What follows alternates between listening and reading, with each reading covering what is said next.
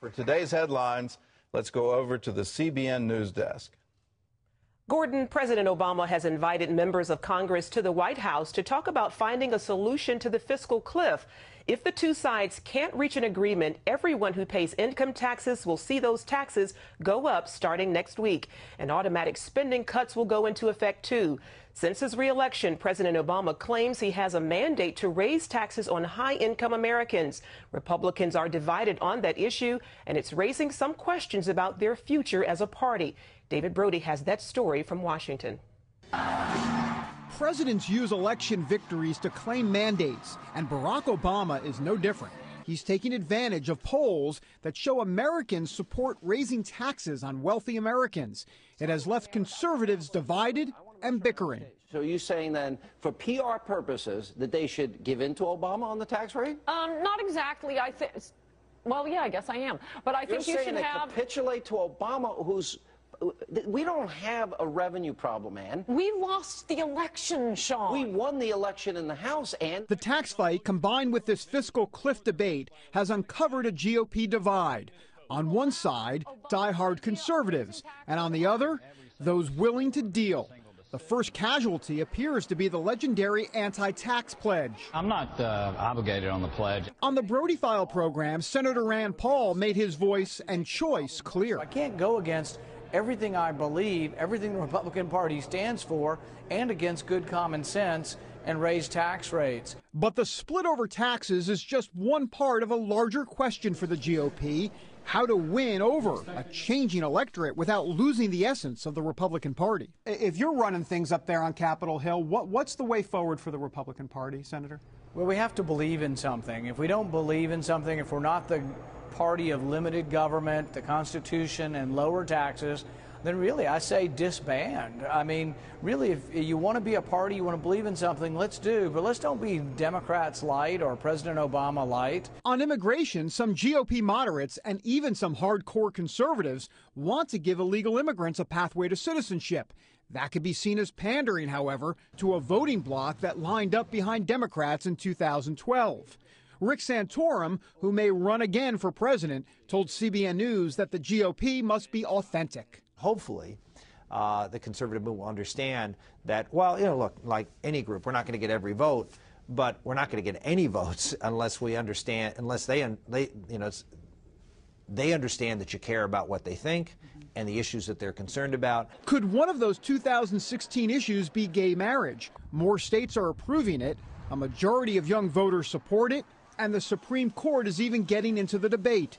That puts the GOP in a political predicament: defend traditional marriage or cave into polling. The political discourse is not just to do whatever the polls say is what's popular today.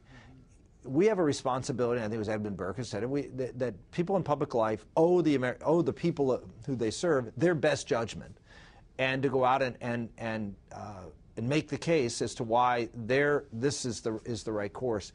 If we abandon that, then I think we have given up on the American experiment. Meanwhile, the GOP experiment is a work in progress. David Brody, CBN News, Washington. House and Senate chaplains are making the fiscal cliff gridlock in Congress a matter of prayer. At a meeting yesterday, House Chaplain Patrick Contry asked God to send a spirit of wisdom and good judgment upon the leaders of Congress, that they might forge a solution to assuage the concerns of their fellow citizens. On the Senate side, Chaplain Barry Black asked God to give senators the wisdom to refuse to sow to the wind, thereby risking reaping the whirlwind. Retired General Norman Schwarzkopf has died. He was 78 years old. In 1991, Schwarzkopf successfully led coalition forces in the Gulf War. Impossible to say how long it's going to take. Let me put it this way: it's going to take as long as it takes for the Iraqis to get out of Kuwait and the United Nations resolutions to be enforced. His work in Operation Desert Storm earned Schwarzkopf the infamous nickname Stormin' Norman. Schwarzkopf graduated from West Point and spent his whole career in the Army. He was a war hero in Vietnam, earning 3 Silver Stars, 3 Bronze Stars, and 2 Purple Hearts.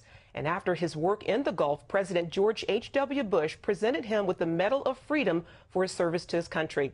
Schwarzkopf leaves behind his wife and 3 children. Parts of Arkansas may be in the dark into the new year. That after a massive winter storm knocked out power to more than 200,000 customers. At least 15 inches of snow fell in some Arkansas counties. That same storm spawned tornadoes across the south and blanketed much of the northeast in snow, causing a nightmare for holiday travelers. You couldn't even see the road, and there was huge drifts, and you couldn't see the middle of the road, and there was a lot of the visibility was horrible. So it was just a dreadful drive. We couldn't go any further than 25 miles an hour. The storm is being blamed for a dozen deaths across the country. The owners of Hobby Lobby say they have to remain true to their faith. Their attorney says the company won't provide the morning after and week after pills to its employee insurance plan when the health care mandate takes effect January 1st. They risk fines of more than $1 million a day for ignoring the Obamacare mandate. The company is still fighting the law in court. The number of low-income preschoolers classified as obese is down. According to a new report from the Centers for Disease Control, the numbers have modestly dropped over the last decade. Low-income children are at higher risk of becoming obese because there often isn't enough healthy food in poorer neighborhoods.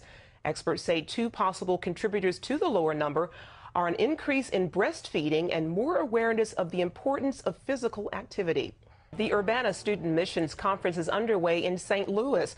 Conference Director Tom Lynn says 16,000 registered to attend the event.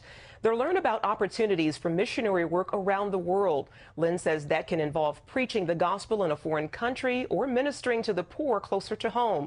The conference is sponsored once every 3 years by InterVarsity Christian Fellowship.